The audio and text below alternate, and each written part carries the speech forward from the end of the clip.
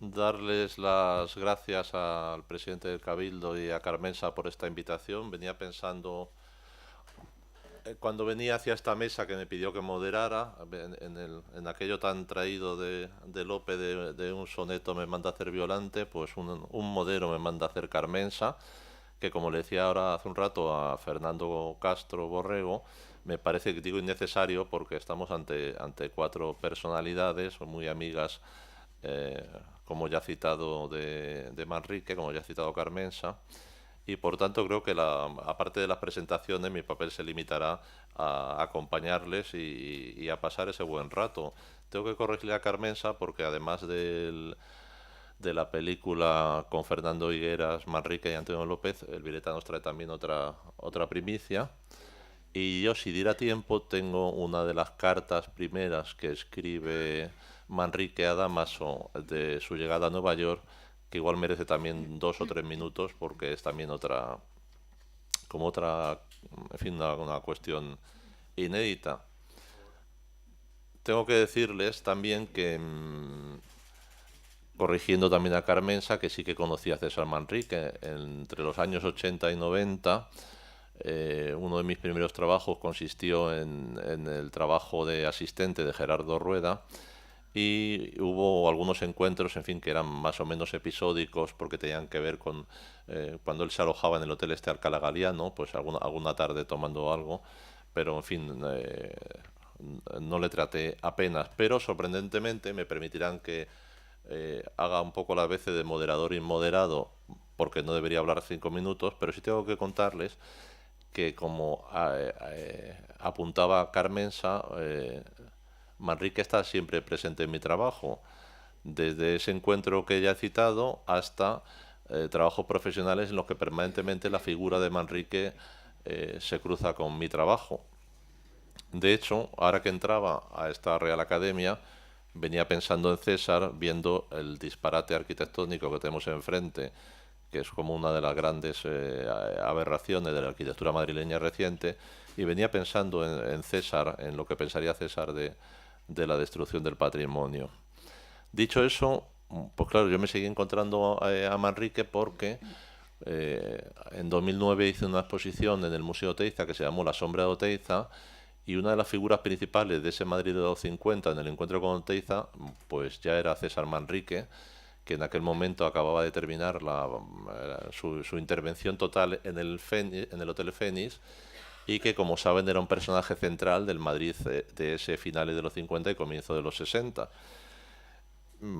Ahí nos encontramos la inauguración de la casa de Manrique de Covarrubias, a la que estaba invitada Bagander.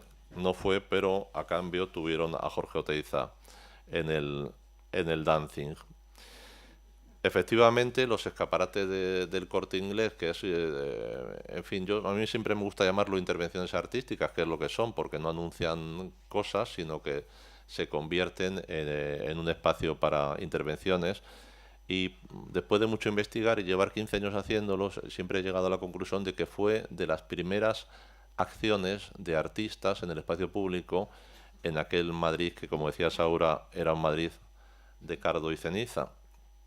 Claro, luego vuelvo a encontrarme a Manrique permanentemente cuando hice la antológica de Damaso, y cuando Damaso hizo, que se lo estaba contando ahora a Waldo, aquella otra sorprendente acción que consistió en que, ante la no llegada de sus cuadros a la exposición del Ateneo de Madrid, decidió inaugurar sin cuadros y se convirtió en una absoluta conmoción que hizo que la prensa le dedicara dobles páginas al asunto de la exposición sin cuadros. Por ahí está el Vireta en alguna fotografía tocando el muro en donde no están los cuadros. La gente tiene el catálogo sin los cuadros, claro, pero tiene el catálogo en las manos.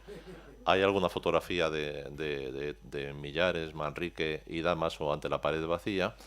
Y siempre me emocionó esa fiesta que hizo Manrique, en cuya pequeña invitación se habla del desagravio ante ese hecho, y que la dio en su casa de Covarrubias. Leía en la prensa que más de 300 invitados acudieron a esa fiesta de desagravio de César hacia Pepe Damaso, que estaba amenizada por un grupo que se llamó Los Flaps. Claro, cuando investigo sobre Cuenca, que ha sido una de mis especialidades, el Museo de Arte Abstracto Español, pues resulta que en ese primer catálogo ya hay una impresionante obra de César, pintura número 100 por cierto se llama, y el primer acto simbólico del Museo de Arte Abstracto, que es la primera serigrafía que se edita 2 años antes de la apertura del museo, dentro de una serie de serigrafías eh, compuesta por varios artistas. La primera es la de César Manrique, que la editan Sempere y Abel Martín. Visita el museo a su vuelta de Nueva York, es prácticamente una de las primeras cosas que hace. Lo visita con Antonio Fernández Alba, Pepe Damaso y con el Vireta el 24 de marzo. Y realmente, claro, hay que entender también que esa aventura museística eh, de Cuenca fue modelo para otras aventuras museísticas que vinieron después. Siempre me gusta hablar de la imaginación pública de las instituciones privadas, quiero decir, cómo en España los museos tuvieron que ser impulsados ante la abulia frente a la cultura del régimen, pues el desprecio, más que abulia, tuvieron que ser impulsados por particulares. Fue el caso de Zobel en Cuenca. En fin, que además tenía, siempre pienso que uno de los precedentes de ese museo había sido el Museo Westerdal del Puerto de la Cruz. Y así puede entenderse el Museo de Lanzarote, en donde tan importante fue la figura de Manrique y la de Millares. Y de alguna manera se cumplía así una vieja ilusión de Manrique, quizás aprendida en Nueva York, en Estados Unidos, que era un museo de artistas en una colonia de artistas, un intento que también tuvo Manrique, y que a lo mejor, pienso yo, había copiado, entre comillas, de Greenwich Village o de comunidades como la conocida de Yado, que nos cuenta a menudo el escritor John Cheever. Concluyendo, para colmo, fui amigo de Juan Ramírez de Lucas, un inefable crítico de arte de la época, como muy próximo al mundo oficial, y que fue gran amigo de César. De hecho, escribió su libro sobre el jardín de cactus y fue frecuente teórico, podemos decir, de la actividad de César, devolviéndola hacia Madrid. Y finalmente concluyo, y aprovecho que está aquí el presidente del Cabildo, aunque saben que no es mi estilo, pero voy a aprovechar para decirlo, eh, en esta mesa de moderador inmoderado, como estaba diciendo. Estoy transcribiendo las cartas de Manrique a Damaso. Son aproximadamente 500 cartas que se sustancian en unos 2000 documentos aproximadamente. Cartas, tarjetas postales, fotografías, en una acción, podemos decir, que nadie me ha encargado, nada más que he sentido un deber que no dejo de, en fin, está feo que lo diga, pero es un deber que considero que es moral. Una conversación que ya se tiene como 10 años con Pepe, y siempre hemos pensado que, en fin, aunque sea un trabajo que nadie nos ha encargado, que si transcribimos una o dos cartas con la ayuda de Rosa, que está ayudándonos, pues un día multiplicamos días y un día habremos transcrito todas esas páginas. Y creo que ahí está lo que no se ha contado todavía de Manrique, la verdadera historia, la no narrada, porque siempre cuento que Manrique escribiría a Millares lo que quisiera, iba a decir, y escribiría, en fin, a quien fuera, eh, dentro de ese mundo que tenía Manrique, que luego saldrá en la mesa, que era un mundo en donde había mucho como de trabajo también, ¿no? De organizar su trabajo, de buscar ideas, exposiciones, etcétera. Pero siempre pienso, por decirlo de un modo resumido, que la verdad se la cuenta a Damaso, nada más que a él.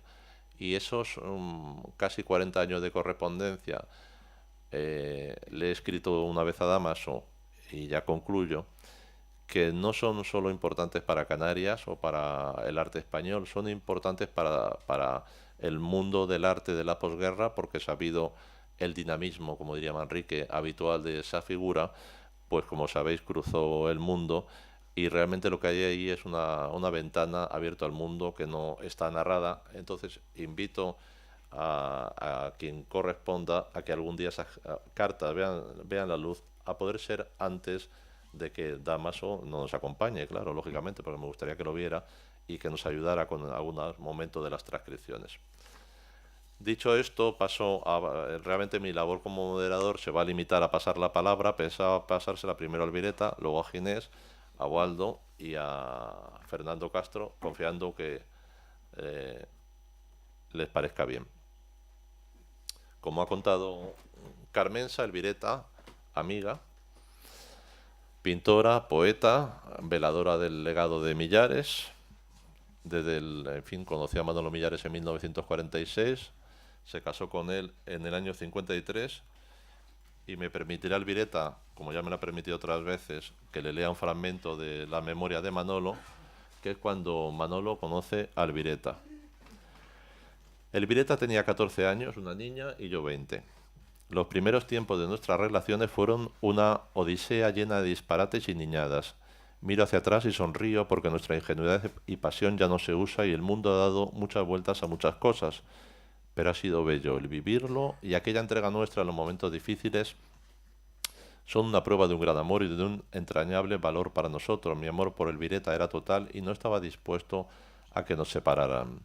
Elvireta colaboró ilustrando algunos números de Plana de poesía, recuerdo ahora el de Federico Chopin o la poesía de Pino Betancourt, Manantial de Silencio. Estuvo incorporada desde temprano al grupo Ladakh y formó parte de ese viaje mítico a la península en el buque Alcántara, en el que el 15 de septiembre del 55 les desplazó hacia la península Alejandro Reino, Martín Chirino, Manolo Padorno y Manolo Millares junto a Elvireta. Su trabajo como artista, ha sido como reivindicado últimamente en exposiciones como Rostro de Mujer en la Casa de Colón en 2014, Los Pasos Perdidos en el CAAN, en el Centro San Martín en 2017, y ha publicado 2 libros de poesía, de Un espacio sin tiempo en 1996 y de Una herencia en el tiempo en 2017. Y hace poco, y ya le paso la palabra, decía en una entrevista: ahora ya he vivido lo suficiente para descifrar algún enigma que había quedado flotando en el tiempo y que, como todo lo demás, acabará desvanecido entre las altas hierbas y libre de las ataduras del sentido común. Muchas gracias. Pues tiene la palabra Elvireta. Realmente lo que pretendía en esta primera intervención de todos ellos realmente era que dijeran lo que quisieran, que hablaran de su relación con César y de su recuerdo y de cómo fue todo. Bueno, pues en este momento que acabamos de presentar en Las Palmas el libro este de la correspondencia de Manolo con César y César con Manolo, pues aquí viene explicado todo, además sin opiniones ajenas, o sea que lo que se dice aquí no está escrito por ellos ni siquiera para ser publicado, o sea que es la verdad. Yo pienso siempre que cuando alguien habla personalmente con otra persona hay una parte de uno que sale, pero hay otra que no. Hay otra que es diferente, que es cuando escribes, y sobre todo cuando escribes para no ser publicado. Entonces, esto es lo que este libro pues demuestra y a mí me satisface muchísimo, ¿no? Entonces yo quisiera pues centrarme un poco en esto, puesto que los demás van a hablar también de la relación con César, ¿no? Este libro lo acabamos de presentar en Las Palmas y ha sido gracias a Jorge Liria, el editor, que se ha podido editar. Voy a leerlo lo mismo que leí en la presentación. Digo, mi agradecimiento a Jorge Liria, editor de esta correspondencia entre César Manrique y Manolo Millares, sin cuya generosidad y entusiasmo no la tendríamos en estos momentos en nuestras manos. Y la misma consideración debemos a José Luis de la Nuez, autor del minucioso trabajo, al ordenar, comentar y situar cada una de estas cartas en su contexto correspondiente, con el rigor, la delicadeza y el respeto que le caracterizan. Hacía mucho tiempo que José Luis de la Nuez me había entregado este libro, como anteriormente lo había hecho con el de la correspondencia de Eduardo Westerdal y Manolo, que luego editó La Fábrica en una hermosa edición subvencionada por la Fundación de Antonio Pérez de Cuenca. Nos pareció que el momento perfecto para sacarlo a la luz era justo ahora, que celebramos el aniversario de César, los 100 años de su nacimiento, pero tanto su fundación como el CAM no pudieron hacerse cargo de su publicación por falta de presupuesto, según nos dijeron. Y fue entonces cuando una mañana en mi casa de Las Palmas, comentando y lamentando esta situación ante un trabajo que teníamos ya listo para meter en imprenta, entra en escena Jorge Liria, que me dice simplemente: si el problema es económico, ya no hay problema porque yo lo edito gratis. José Luis de la Nuez ya había renunciado por entonces a sus honorarios por el trabajo realizado. Y ahora ya podemos acercarnos a estas cartas con todo el interés y el pudor que siempre debe inspirar el meter las narices en una correspondencia personal en la que los autores no nos han invitado a husmear. Esta edición ha sido enriquecida con una serie de imágenes que conservan en la Fundación de César en Lanzarote y otras que yo misma guardo como interesantes, divertidos documentos fotográficos, testigos de aquellos días en que aún nos creíamos inmortales, junto al fotógrafo y gran amigo Fachico Rojas, Chichi su mujer y Pepe Damaso, entre otros. Acerquémonos ya al ojo de la cerradura, pero no olvidemos que por ese pequeño hueco no veremos el escenario completo de lo que querríamos observar. Siempre quedarán zonas oscuras en derredor del espacio que abarca nuestro limitado punto de mira. Esto es todo lo que va a descubrir el libro. Y yo, después de editado el libro, ahora al llegar a Las Palmas, he descubierto 2 tarjetas de César que no se publicaron porque no las había localizado. Y me van a permitir que las lea. Una es del 4 de abril del año 67. Dice: queridos don Manuel y doña Elvireta, ya por fin estamos en Nueva York, Pepe y yo, y Pepe está enloquecido, fascinado. No para de verlo todo. Hemos visto Blow Up de Antonioni, una maravilla. Esta noche etiqueta para ver el opening del Museo de Arte Moderno de Pollock. Ya hemos estado en varios parties de coleccionistas, etc., y todos los museos. Hace un tiempo increíble y vivimos en el Village, el espectáculo como nunca. Mi exposición es el 11, ya enviaré catálogos. Abrazos muy fuertes, César. Y otra, también de Nueva York, de un año después. Ese es un retorno de César a Nueva York para su exposición en Catherine Viviano. Ajá. Una vez que ya ha retornado y ha ido con Pepe a la exposición de Catherine Viviano y le enseña Nueva York.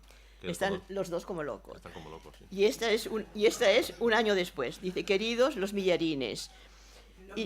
Los millarines, inmerso en el gran torbellino de Nueva York City, ya he comenzado mi trabajo. Hace bastante calor y el ambiente es desagradable. Ya no me gusta esta ciudad ni para una semana. Está insoportable. Ya les contaré pronto cuando regrese. Abrazos, César. Y aquí termino.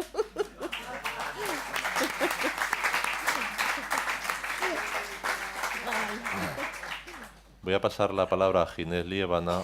Esa última postal que ha leído Elvireta, bueno, siempre son muy importantes las ilustraciones, porque las postales como de ese repertorio de la correspondencia de César son como un poco los selfies de ese momento. Por ejemplo, en la correspondencia de Damaso le envía unas misteriosas postales que resultan ser cuadros de Fontana, claro, lógicamente rajados, en el año 62, cuando él viaja a Venecia.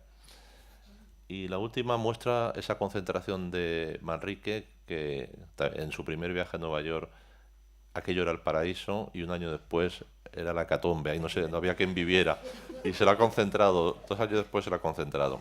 Yo creo que la decisión más inteligente que ha tomado César en su vida ha sido volver a no quedarse en Nueva York, volver a Lanzarote.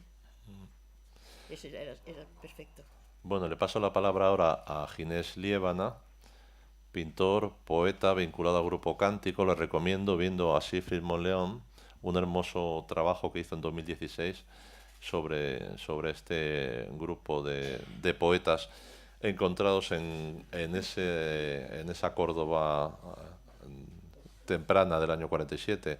En los años 40 estuvo en Madrid, donde conoció a Gutiérrez Solana, Jiménez Caballero, a Cela, Fernández Flores y Baroja, y su vida ha sido también agitada. Estuvo en París en los años 50, en Río de Janeiro, en Venecia, donde coincidió con Paco Nieva, conoció también a Peggy Guggenheim en ese tiempo, y mediados de los años 60, hacia el año 68, volvió a Madrid. Su obra, por definirla, es una obra misteriosa, llena de surrealidad. Viendo su pintura, podemos decir que podíamos apreciar una cierta mitología de aire mineral. Ha sido un artista incansable que ha retratado el mundo, y en abril presentó sus poemas inéditos en Córdoba, y en la Casa de la Moneda la exposición Acorde de Duende, el imaginario Ginés Liébana, y junto a ello presentaba también sus collages recientes. El 16 de marzo de 2019 se podía leer una entrevista suya en El País en donde creo que retrataba bien el universo, podríamos decir también el universo Liébana. Le paso la palabra a Ginés. Yo no he dicho en mi larga vida jamás he dicho algo que se tome en serio, porque yo he sido siempre... ¿Se oye?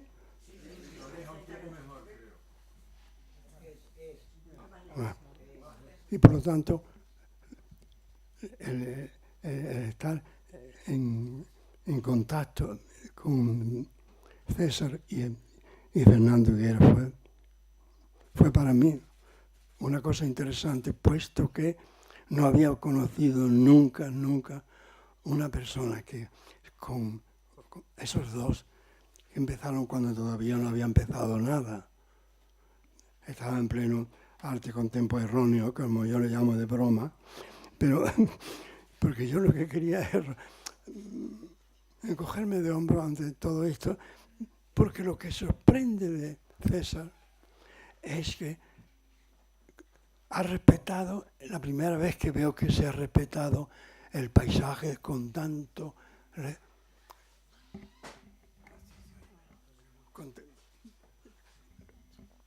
ha respetado el paisaje, la tierra. Lo ha respetado él también, que no se ha atrevido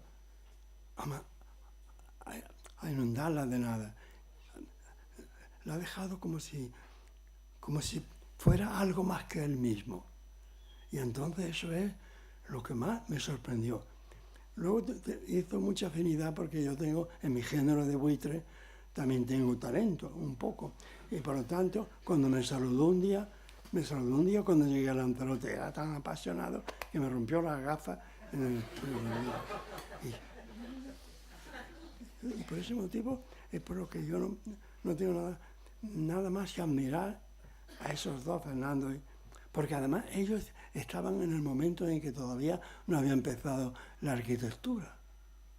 Había una arquitectura que venía de ellos, en la cual se prestaban, trabajaban en común, no era una cosa. Y además, a lo mejor cogían triángulos y los ponían los triángulos y los convertían debajo del triángulo, imaginaban.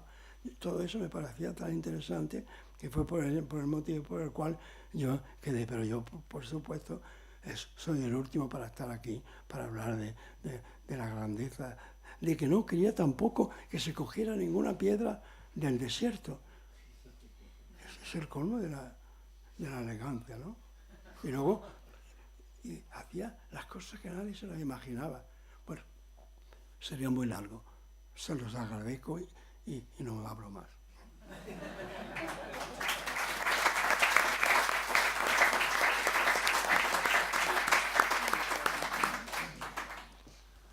Bueno, le voy a pasar ahora la palabra a Waldo Ballart, como ha explicado Carmensa, un artista que, en fin, también ha cruzado el mundo, se marchó de Cuba en 1959, yendo a Estados Unidos casi hasta los años 70, y luego tuvimos la suerte de que volviera con nosotros y le hemos encontrado vinculado siempre a los llamados artistas constructivistas, una palabra que define poco, pero que, en fin, que nos sirve para entendernos. Dice Waldo Ballart sobre su pintura que la reducción a la que ha llegado ahora con la pintura ha sido gradual a través de una evolución de ideas, porque el arte concreto es una cuestión intelectual, a pesar de que en la recepción del cuadro lo que prima es la cuestión del sentimiento. A Waldo, a veces en un texto reciente que escribí sobre él, tiene como un cierto dadaísmo conceptual. Esto mismo que acaba de decir ahora, como incorpora a lo que podemos llamar el arte normativo, lo incorpora y reivindica permanentemente el sentimiento. Suscribo, dice Waldo, lo que dijo Malevich sobre la pintura: la intuición y la razón han de ir juntas. En estos años he mostrado que aunque hay un gran pensamiento detrás de la obra, la sensibilidad siempre está ahí. Sobre su obra, recientemente escribía, ya les digo, que mudez como espacio de latido ha construido Valar en silencio durante años, que es su vida, una obra secreta. Y creo que de los que estamos en la mesa, Waldo es uno de los grandes testigos de Manrique, especialmente, luego nos lo contará si le parece, en ese encuentro en Nueva York que fue absolutamente enloquecido, en lo que sé por algunas de esas cartas. Ya digo que una de ellas pensaba leérselas. Le paso la palabra a Waldo para que nos cuente. Bueno, muchas gracias por invitarme aquí.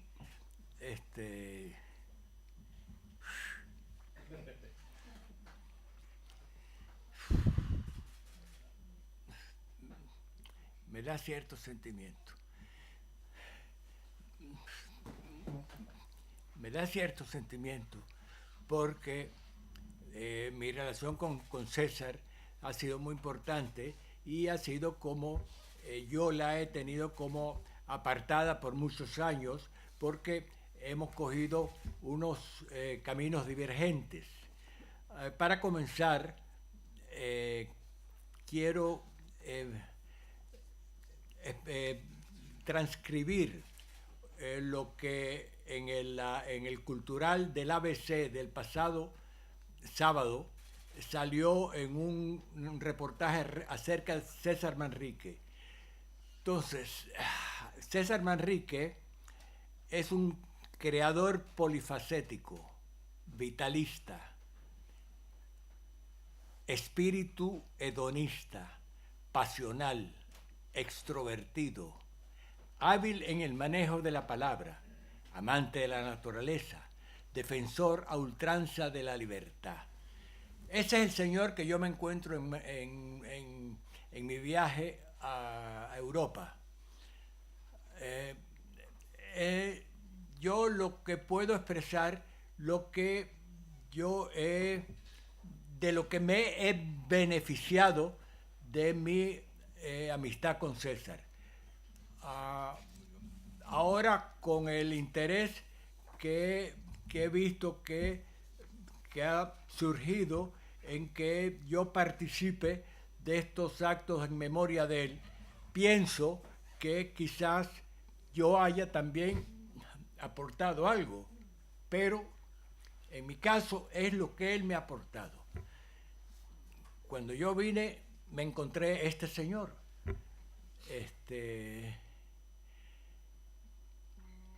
Yo estaba en el Nueva York que él ha escrito en sus primeras cartas, ¿tú entiendes? Es una ebullición.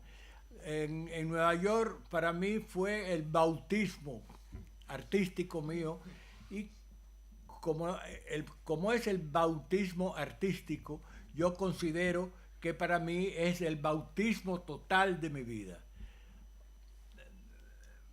No mucho después, es decir, yo llegué en el 59, en el 62, 63, tengo la suerte de venir a Europa y encontrarme con este señor.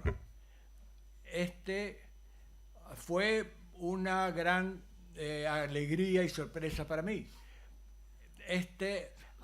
Yo pude asimilar la realidad de lo que era Europa a través de César Manrique. Él era como nos conocimos en Francia y estuvimos viajando por aquellos lugares del Renacimiento. Para mí cobraron vida, no eran un resultado de lecturas, sino era una vivencia cuando fuimos a Florencia, a Siena, que me maravilló. Vaya, viniendo de Nueva York, que es la erupción de la modernidad, la erupción de la búsqueda constante, llegar a Europa donde esa búsqueda continúa, pero en otro nivel, en un nivel de conocimiento, yo diría que más profundo. Ese conocimiento más profundo fue el que yo creo que César, aun cuando las cualidades que dicen de vitalista, de espíritu hedonista, etcétera, que las tenía, pero también tenía un espíritu de búsqueda, un espíritu artístico total, un espíritu de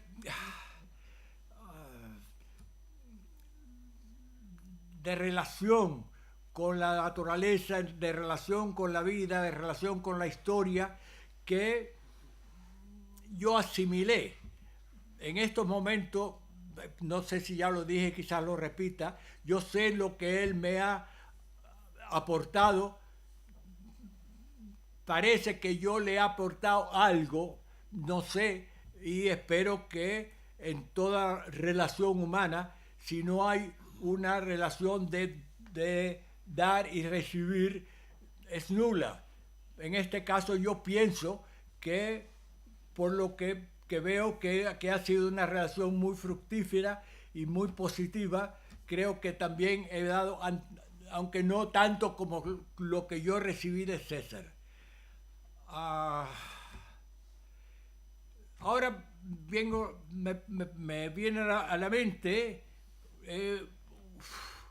algo que quisiera ofrecerle a César, como viva la vida. Muchas gracias.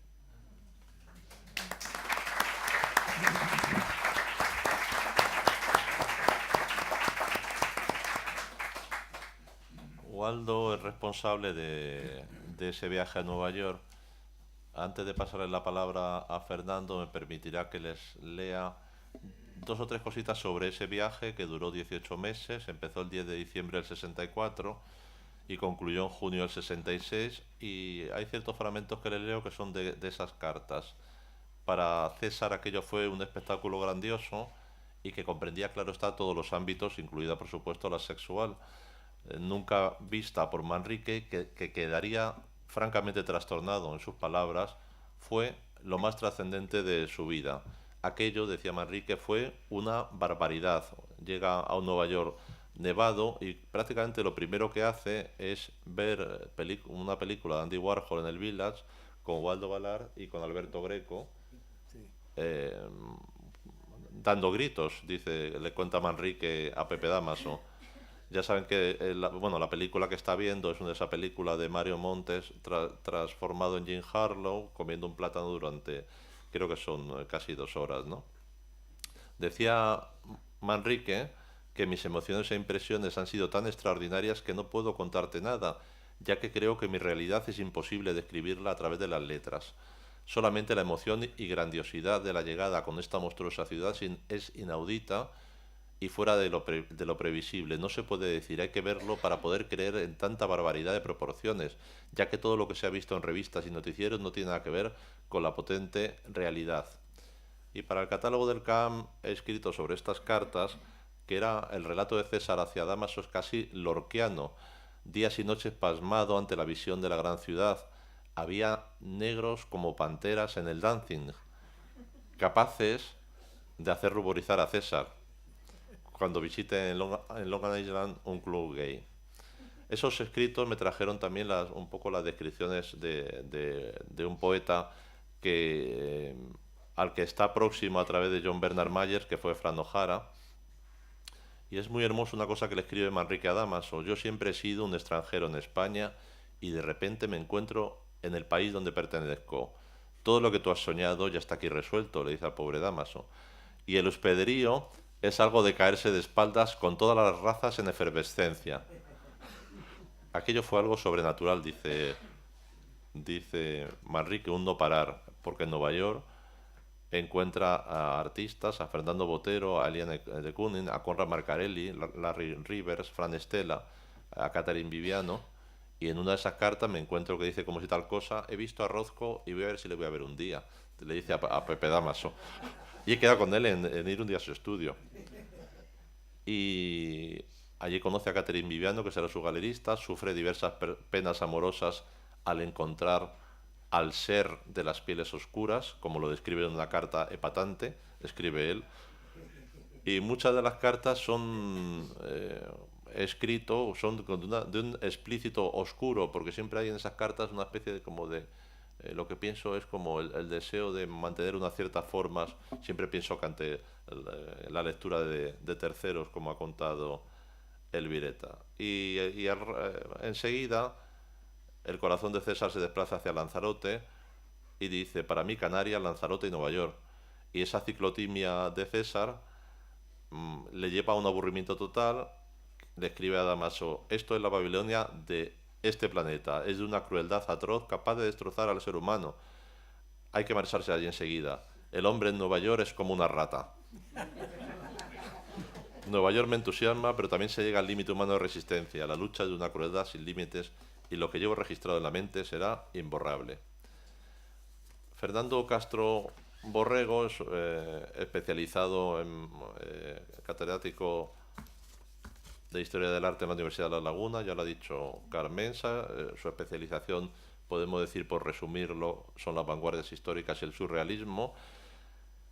A él se deben hermosos libros como el de Óscar Domínguez y el surrealismo, que publicó Cátedra en el 78, y hay que destacar su papel como director de la inefable Biblioteca de Artistas Canarios, que ha permitido, él es autor de varios de esos libros, desde luego el de Manrique, el de Juan Hernández, el de Pedro González, el de Juan José Gil. Y ese libro de Manrique creo que es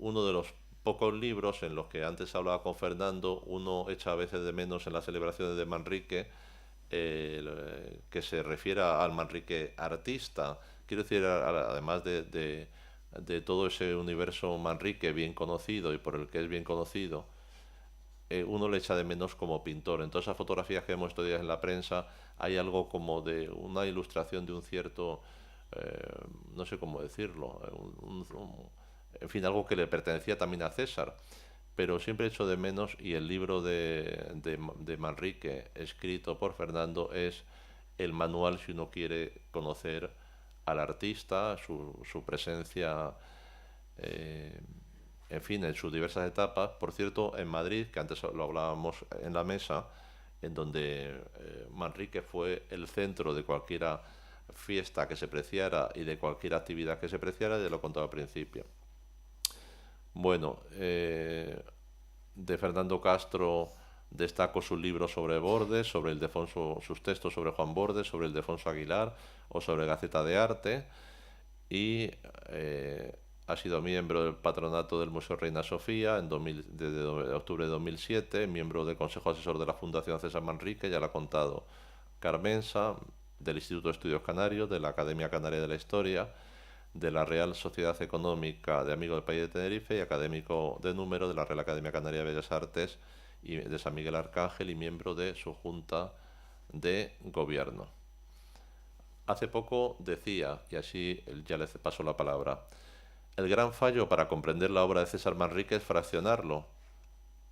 Es el único artista español que ha propuesto un cambio de modelo económico para un territorio, y eso lo logró a través de su compromiso con la belleza. Él no quería ser un pintor de caballete, sino influir en la sociedad. Añadió también que no ha habido nadie en Canarias con su capacidad de comunicación, y ha considerado que Manrique es un referente espiritual en una sociedad en la que imperan los intereses materiales.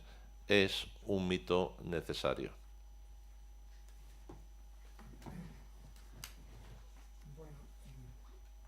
Buenas tardes.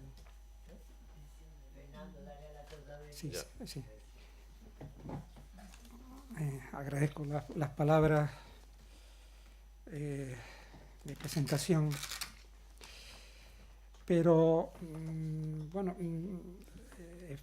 aparte de mi contribución como historiador del arte a la figura de Manrique, como los demás miembros de esta mesa han hablado de cuestiones biográficas, autobiográficas, personales, pues yo debo decir que quizás lo conocí un poco más tarde que todos los compañeros de esta mesa, porque lo conocí en el año 79, y recuerdo el momento en que lo vi por primera vez en una galería de Santa Cruz. Yo escribí un texto sobre él donde imaginaba que Manrique era una especie de planteamiento literario, se colocaba en las almenas del castillo de San José y disparaba los cañones del castillo contra aquellos que querían invadir la isla, ¿no? Que serían pues, los especuladores. Y, en fin, todo. Hice una lectura, digamos, estético-política también de esa figura, porque no sabía cómo entrar a abordar esa figura. Antes estuve en Lanzarote, fue también cuando conocí a Carmenza, pero no me atreví a ir a la casa de Manrique. Yo ya había escrito mi libro sobre Óscar Domínguez, pero sin embargo lo único que hice es estar por el almacén, era un fin de año. Carmenza toda... Llegaste con Carlos Gaviño. Sí, los dos. Vestidos de smoking en el almacén. Sí, sí. Fue emocionante. El bar Pablo Picasso, donde él rindió homenaje a Picasso, un artista muy distinto a él, pero también con una gran potencia mediática, ¿no? Como la que tenía Manrique, ¿no? Y siempre me extrañó el retrato que presidía el bar, en el que se le veía a Picasso fumando. Esto es insólito, porque Manrique no soportaba la gente que fumaba y te arrancaba el cigarro de las manos. Era increíble. Pero a Picasso sí. Entonces, bueno. Y a Fernando Higuera. Y a Fernando Higuera. El único Sí, que sí. fumaba delante. Sí, delante, sí. Sí, sí. Lo miraba y no le decía nada. Sí. Fernando lo miraba. Bueno, después, durante los años 80, ejercí una labor de crítico con él.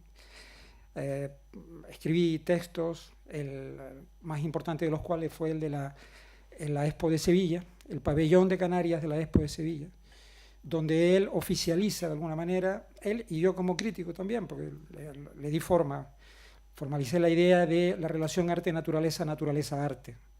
O sea, él ya empieza a transitar la vía del arte ecológico, quizás intuyendo un poco la crisis que se avecinaba para la figura del artista en la sociedad en la que vivimos. Y una de esas salidas era justamente reafirmar el compromiso del artista con la naturaleza, que siempre ha existido esa relación arte-naturaleza. Pero, tal y como lo estoy diciendo, puede parecer que fue una estrategia. No fue una estrategia calculada, era natural en él. Él siempre entendió que esa relación era una relación natural, necesaria, ¿no?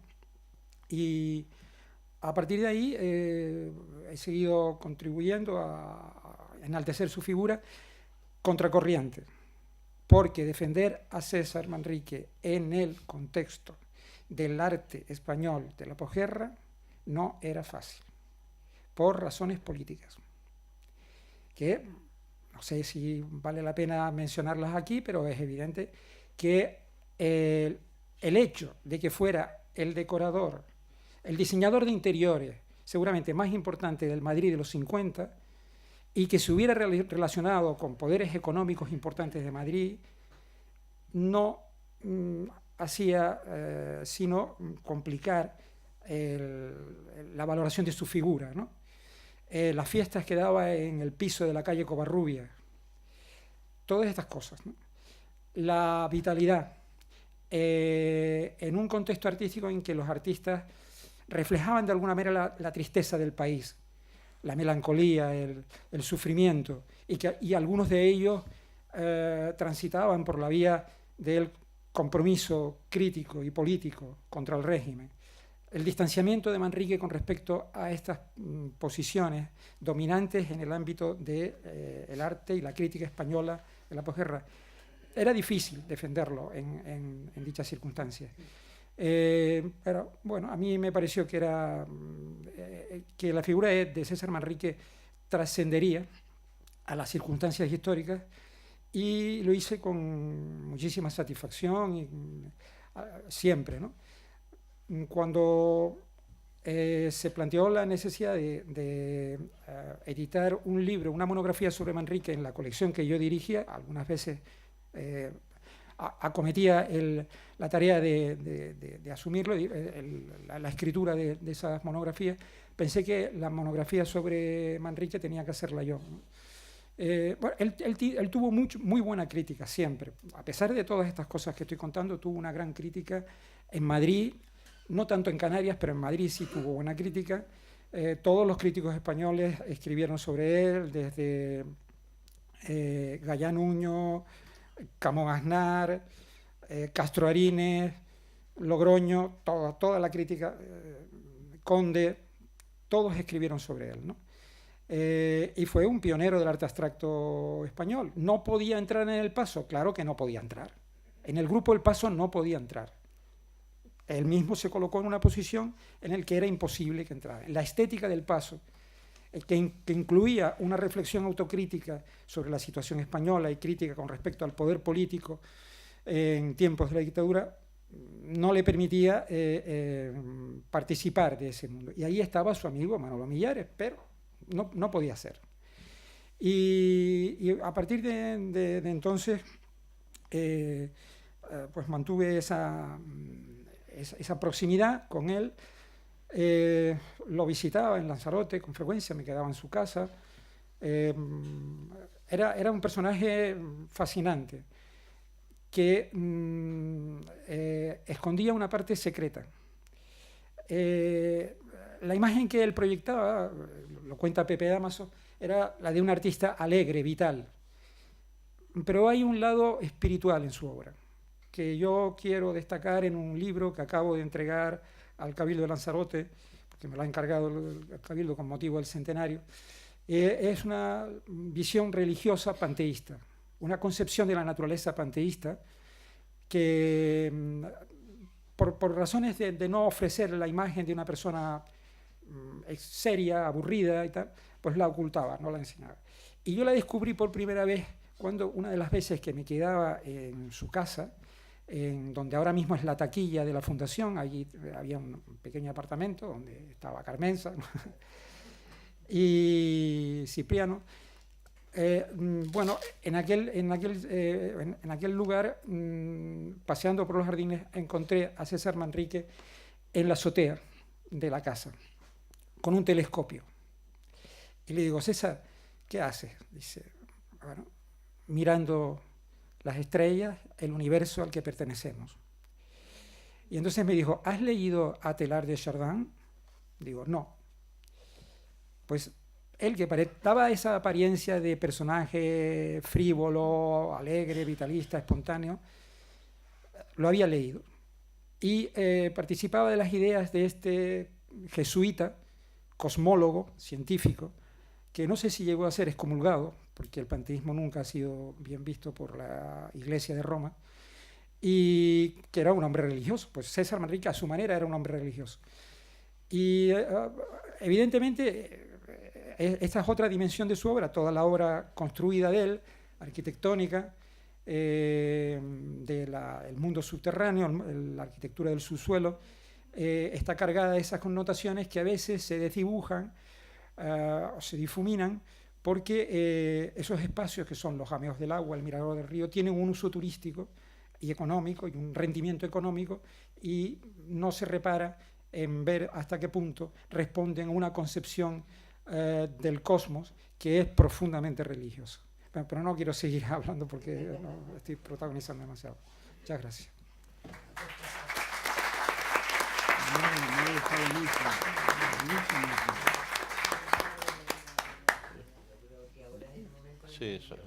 Sí, quería señalar a lo que ha dicho Fernando, que no se nos olvide que Manrique estuvo en una de las primeras aventuras galerísticas que hubo en Madrid, que fue la Galería Fernando Fe, la Galería Artistas de Hoy, en donde formó parte de esa gran aventura, estaba en la Puerta del Sol 8, y que consistió en la gestión de una galería, de un espacio que pertenecía a Fulgencio Díaz Pastor, que había sido un dirigente comunista de la República, y allí con Manolo Condé pues inició ese ciclo de artistas de hoy que permitió las primeras muestras desde el año 54 de abstracción en España, y que por cierto permitió que cuando viene Fernando Zóbel y trata de tomar el pulso al mundo moderno que hay en Madrid, pues visite primero Fernando Fey y ahí empieza a conocer a algunos de esos artistas.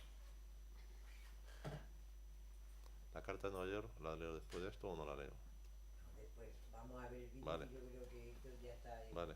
Lo quitamos de aquí, ¿no? Sí, Héctor, estamos listos. Gracias. Lo quitamos de aquí, ¿no? No, no, lo veo.